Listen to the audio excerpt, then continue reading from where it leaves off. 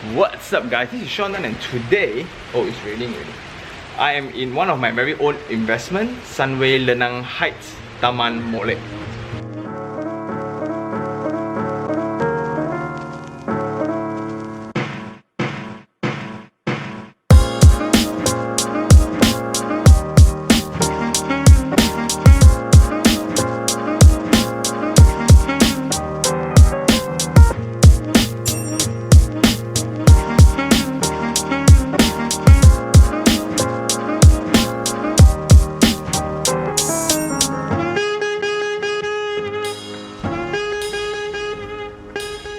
What's up guys? So if you have followed me for a while now, you know that I have an episode that is called one of my greatest mistakes in real estate. That video was actually made describing this very property, right? This property itself is actually 3,000 square feet in built-up space. It's 40 by 80. You see, I also forget what it is already. So it's 40 by 80, and then there's 4 rooms upstairs, and then it's one of the first landed strata in Johor Bahru town itself. It's Sunway Properties, one of the very first projects in Johor Bahru itself. So this was one of their very first design, as Sunway is very famous at that time, I think 4 or 5 years ago in Kuala Lumpur, Klang Valley area. But then in Johor Bahru itself, the preference of house buyers are very different, and this is the product where we can see that the main difference for Johor property buyers and Kuala Lumpur property buyers. Coming in from the entrance, you can see that it's very cozy. I wouldn't say huge, because the scale of huge in Johor Bahru is very different. So it's a very cozy living room, and that's the dining room, that's the dry kitchen area, and this room is actually the kitchen. So the whole concept is also where you have this end open, straight away connect to this end open. Okay, so as it's a semi-D, so you have a lot of openings, and it's a 3.3 ceiling height, right? So it's a 3.3 ceiling height, and it's very comfortable.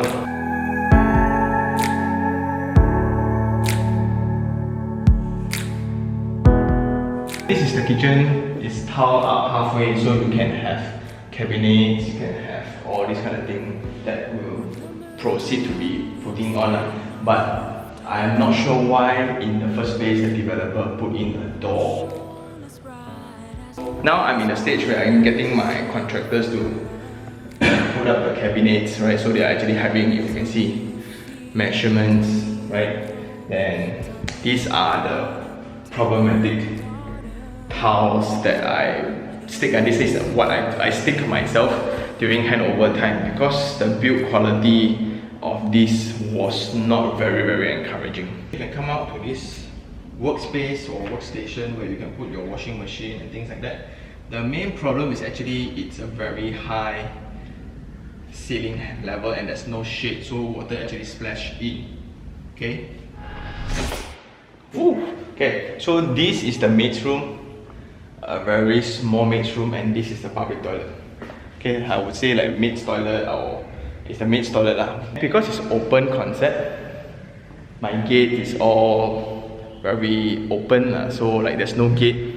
If you realize there's no gate, so it's a very open concept, which is one of the very first in Johor Bahru, and Johor always are known for the poor securities. That's why if you can see that this is the security house and is administrated by Sunway own police and security. So that's a pretty big deal. They come when you're near. Why must all that I touch always fall into dust?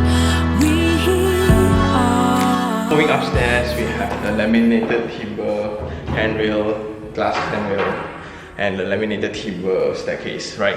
This is the family hall where families are from upstairs where you can just chill and hang out here. So again, the ceiling is pretty high, and that allows a lot of daylight to penetrate into the space. But then, that time I was a very junior person in the team, and I keep questioning, like, do you look at this space? For what? So we are now in the master bedroom and it's very decent, it's very bright, and the main reason why I chose this unit, right, is because of this view. Okay, you can see the tree of life. So this is when I say real estate, right, product is really finite, meaning there's only this unit with this master bedroom window overlooking that tree of life.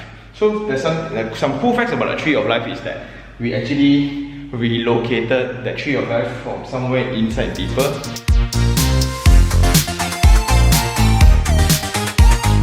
we decided to relocate this tree and name it after our chairman at that time. Okay, so it's a very historical mystery kind of thing because it's known to be like more than 100 years old. So the tree is pretty amazing, but not really for the build quality. So behind the door would be the walk-in wardrobe. So this will be space for walk-in wardrobe, and there goes the toilet.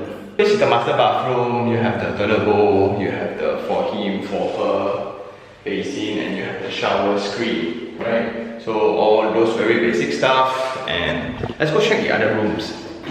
So we are now in the center room. There's in total 4 bedrooms upstairs, which is pretty tight, but the good thing is every bedroom comes with their ensuite toilet, which is something very rare at that time in the market also. So another very weird thing that is a nuisance for me would be this L-shaped window.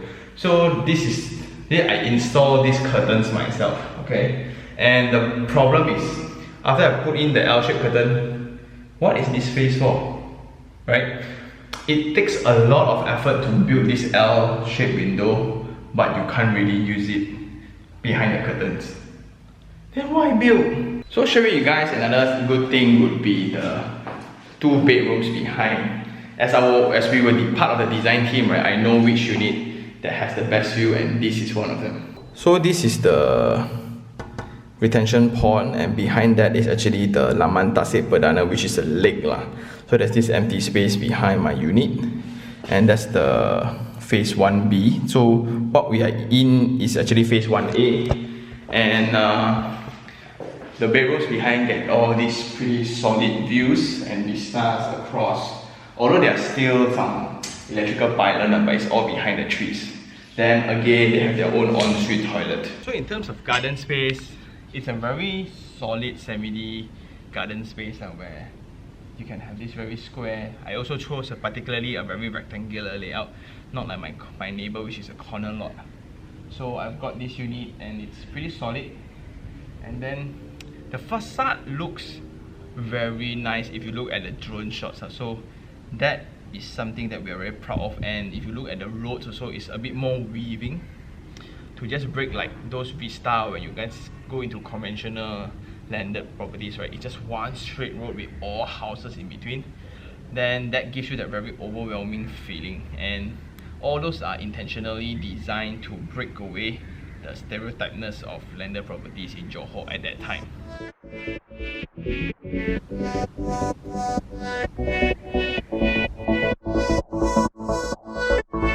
Then on the outside we have this small gate connecting to the bicycle track. All the way, it connects all the way to the clubhouse, and we will go check out the clubhouse. And these are Eugenia plants, shrubs that is actually to use as a barrier from the outside, so it's also to provide privacy. So you can see that's this bad boy right here, which is the security cameras, and you have the barbed wires as well. So security, it's actually it's one of the top priorities of the security guards here. Yep, so that being said, let's go check out the clubhouse.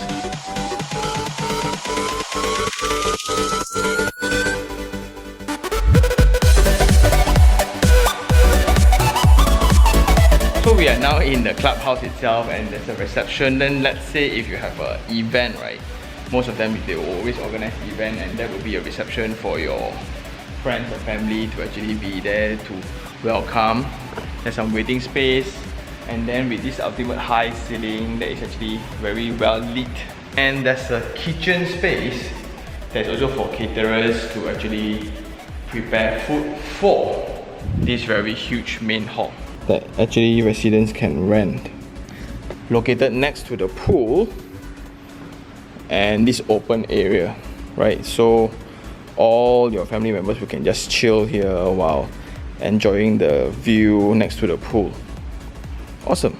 Next to the pool will be this kids play area, which is pretty huge in size lah. So the kids here will go crazy with all the water feature. All this is next to the event space, next to the pool, right? The swimming pool, and next to the gym. That's the gym, right?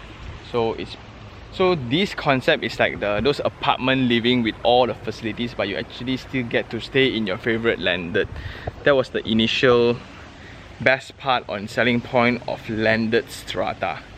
But the setback of strata is owners cannot renovate their own design to the house, right? So they cannot just put whatever they like on their brain into their house, because you need to respect the facade, unless you need to really apply and follow the guidelines set by the JMB or the management committee.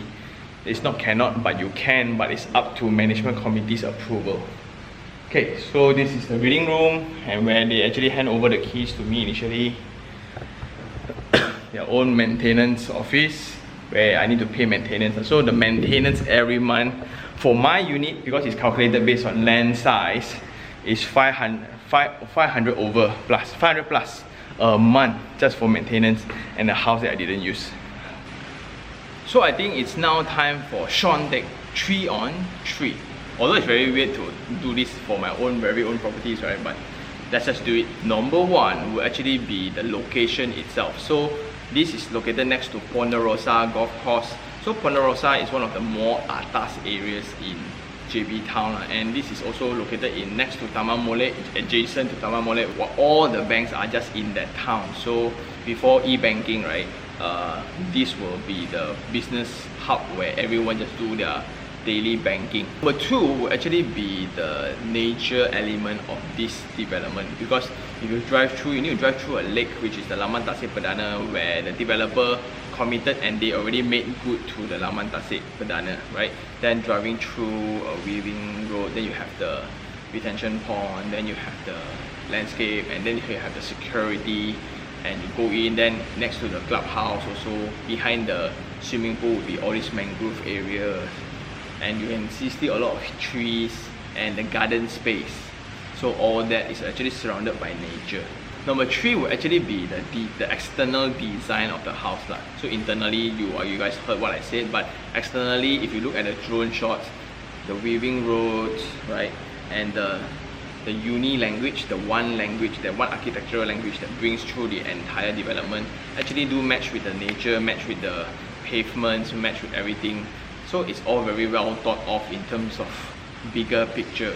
However, the 3 things I don't like, which is number 1, the few design faults in the property itself, would be the living room kink, the phone, I don't know from what era that phone is.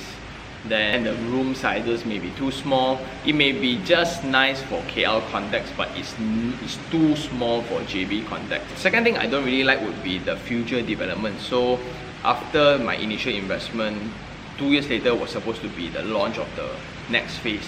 However, the market didn't really do well and the developer kept holding back. And now, because when you don't have actions, right, because like I said before, Sunway is those master developer where I invest and the developer will invest with me. They will always be there. So that was my whole entire reason of investment, which was for the brand. So after I invest, but they kept delaying the second phase, the third phase. So then the awareness of the location becomes less. Personally, as an investor, I suffered for a year because I was working really hard to get agents or to get tenants or to get people to just come and buy.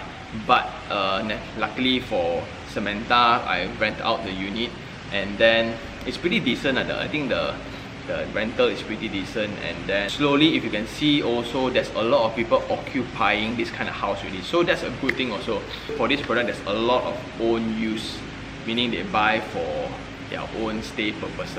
So last but not least would be the habit of giving and paying maintenance fees lah. So the maintenance fee is actually for the security, the maintenance of the landscape, cleanliness, and then the clubhouse and tennis court and things like that. So if you're a landed person, that landed owner that used to be for individual title, you will be like, why do I need to pay so much? But then if you really stay here and use the facilities, I think it's really like 500 over, because you are staying in this is a pretty atas. So I think that's all for this episode.